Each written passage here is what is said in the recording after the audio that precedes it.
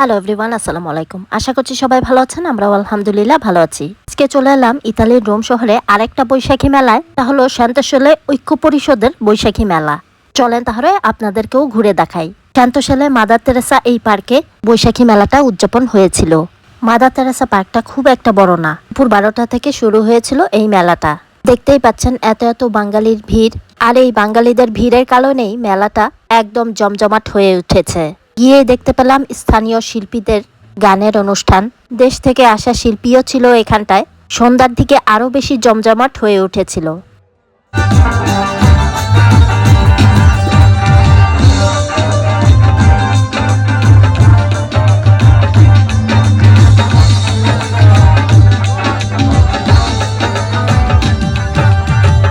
গানগুলো উপভোগ করে এবার চলে আসছি সামনের দিকে। এসেই দেখতে পেলাম অনেক রকমের স্টল এখানটায় রয়েছে। দেখতেই পাচ্ছেন কয়েকটা ভাবি মিলে ফুচকা, চটপটি, পেঁয়াজু, ফলমূল এসবের স্টল দিয়েছিল। যেহেতু ইতালিতে অনেক গরম পড়েছে এখন, তাই বেশিরভাগই ছিল ফলের স্টল। এদিকে আমাদের পরিচিত জাহাঙ্গীর ভাই ফলের স্টলে ফল বিতরণ করছিল।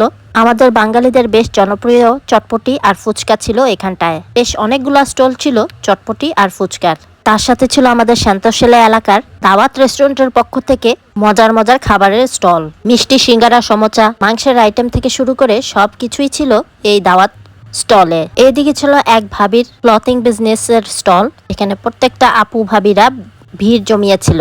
আমাদের দেশীয় জামা কাপড়, জুতা, পার্স ব্যাগ আরো অনেক অনেক কিছু। তার সাথে ছিল জুয়েলারির স্টল, অর্নামেন্টস, চুড়ি, ভাইরাল কাশ্মীরি চুড়ি আর বিভিন্ন রকম হোম ডেকোর, শোপিস এইসবের স্টল ছিল এখানটায়। গেল মাসেও 4 দিন ব্যাপী একটা বৈশাখী মেলা হয়ে গেল।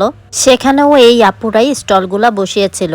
আপু ভাবিরা সবাই চলে এসেছে এই অর্নামেন্টসের স্টলে। কেনাকাটা না করলেও অ্যাটলিস্ট সবাই পছন্দ করে দেখতে।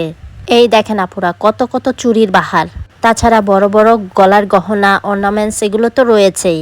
সব রকমের চুড়ির কালেকশনই ছিল এখানটায়। আরো অনেক স্টলও ছিল এখানে। হয়তো অনেক কিছু ভিডিও ধারণ করতে পারিনি। আরেকটা স্টল দেখতে পারলাম এখানটায় আনারস আর কাঁচা আম মাখা।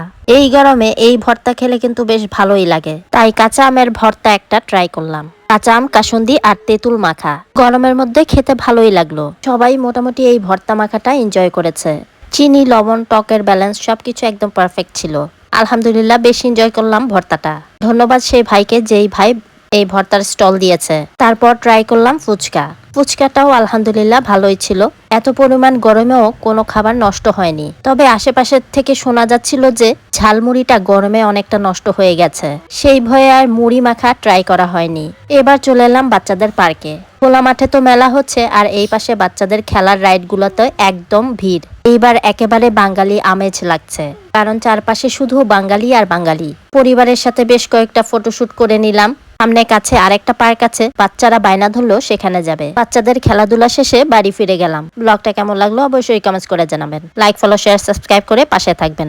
দেখা হবে নেক্সট ব্লগে। টিল দেন, আল্লাহ হাফেজ, আসসালামু আলাইকুম। Thanks for watching.